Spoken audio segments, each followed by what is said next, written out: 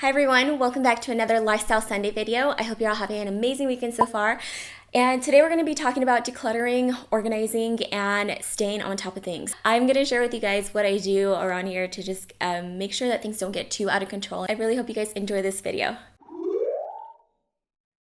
So my first tip is something that I think everybody talks about and you've probably heard it a million times, and maybe you're doing it, maybe you're not. But if you're not, maybe I can be the one to convince you. And that is to make your bed every morning. And it doesn't have to be the second that you wake up. If you're somebody that needs to have their morning coffee first, then definitely do that first. But then come back to it. I cannot tell you how good it feels to come home, whether you work from home or you work outside of the house, to come home to a neatly made bed. It's just such a serene feeling, and it just makes you feel like it's time to unwind. And if that feeling of having a nicely made bed isn't enough, then try leaving something for yourself that you can look forward to, whether it's a really good book that you look forward to reading at the end of the night, or maybe some fuzzy socks that you look forward to putting on at night, or a really nice hand cream that you only use at night, and leave it at the end of your bed once it's finished being made. So it's almost like a reward system, which I am very much about reward systems, and you'll see that throughout the video. My next tip is something that my husband and I actually started doing pretty recently, and we didn't even know we were doing it, but that is taking at least a minimum of 5 minutes at night and then in the morning to do a little bit of tidying up. So at night, it could be something as little as just making sure that the dishwasher is either loaded or unloaded and setting it off or putting dishes away, or just cleaning up the living room. And that way you wake up to a clean space. It's all about breaking your tasks up into small time slots so that you don't have this huge long projects.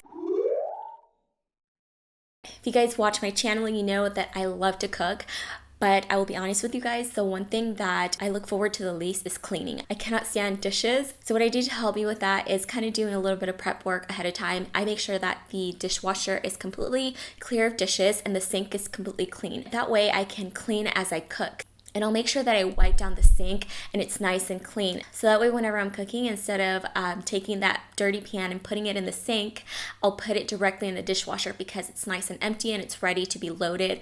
And I won't want to put anything in the sink because it'll be nice and clean after I wiped it down and all of that. So that really helps me a lot.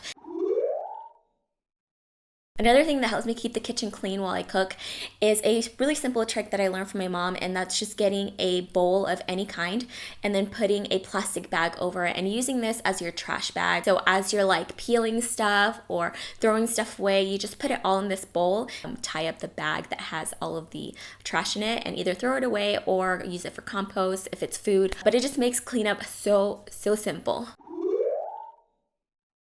This next tip, I think you could apply to a lot of things, not just things in your house, but things in your personal life. And that is, if something doesn't have a place, then it just needs to go, because at this point it's clutter. So donate it, get rid of it, whatever you have to do. And a way that I like to make sure that everything has a place is by strategically placing things throughout the house that are going to catch things that don't necessarily have a home, but you actually need, like your coat or your keys or your cell phone, things like that. And I have a coat rack that we keep right in front of our door, and this is where we put our jacket when we first come into the house.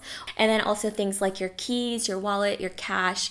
I keep a little bowl on this table that's right in between our kitchen and our living room because we have to walk by there. This is also going to help you if you're somebody that's always losing stuff like me. I'm always losing my keys. You train your brain to remember that you always put your stuff there, and if you ever lose it, you know where to look. I do the same thing for my wedding bands. I have 3 places throughout the house where I keep this, so anytime that I lose it, I always look in one of those 3 places. If you have larger items that you always take off when you get home, you can always use a little tray like this. So if you always take your sunglasses off and you don't necessarily keep them in your purse or your car, then you have a dedicated tray for it that will catch it. With that said, in these same catch-it-all places, you want to dedicate 1 day a week. I would personally do it on a day that you do the grocery shopping, so because you're kind of just putting the house back together. But empty out all of those places that you used to catch it all. So your coat rack, put everything back in its place. The bowls, put everything where it belongs. If you have a jewelry holder that catches all your jewelry at night, put all of those things back. And that way, come the beginning of the week, you have a fresh start to everything. So this next tip is something that I'm sure you've heard me talk about on Snapchat because I use it a lot with my clothes, but it's the one in, one out rule. I use that with pretty much anything. When we were first furnishing our house, there was an exception with that because we were just starting off and we were starting to accumulate furniture and things like that. But now that our house is pretty much fully furnished, if I bring something in like a throw pillow, then I have to get rid of throw pillow. What are the chances that I'm gonna want to decorate with the same stuff the following year? And on top of that, it's just collecting dust. I'd rather have somebody else enjoy it. So whenever I bring something in, I have to get rid of something, I'll take a picture of it and I'll send it off in a mass text to my mom, my sisters, my mother-in-law, and I'll tell them, hey, this is up for grabs, who wants it? And most of the time somebody claims it and it ends up going to a better home for somebody else to enjoy it instead of just sitting there collecting dust. And if there's ever something that nobody that I know claims, I'll just put it in this box and I'll take it to a donation place. My favorite tip, which is something that I'm very huge on, is rewarding yourself, especially if you spent like a couple of hours cleaning. Let's say you had to do a little bit more deep cleaning. Reward yourself by doing something like a pamper night, a bubble bath, or getting to watch a show that you really love. So I associate whatever it is that's stressful with something pleasurable like taking a bubble bath. Keeping the house clutter-free and organized just really helps me stay motivated, and it makes me happy. Even my husband can sense that I get in a really, really bad mood whenever everything around me is a disaster. So if you've been feeling kind of crummy lately, maybe try some of these organization tips and see if they help you have a better day. So those are all the tips that I have for you today. If you like these type of videos where I share with you organization tips, I have several of them and I will leave them listed down below. I have pantry organization, bathroom organization, makeup organization. I'll leave all of those listed down below for you guys. And if you haven't subscribed to my channel, make sure you do so now. I upload twice a week and I would love it if you guys subscribed. And I will talk to you guys next time. Mwah. Bye.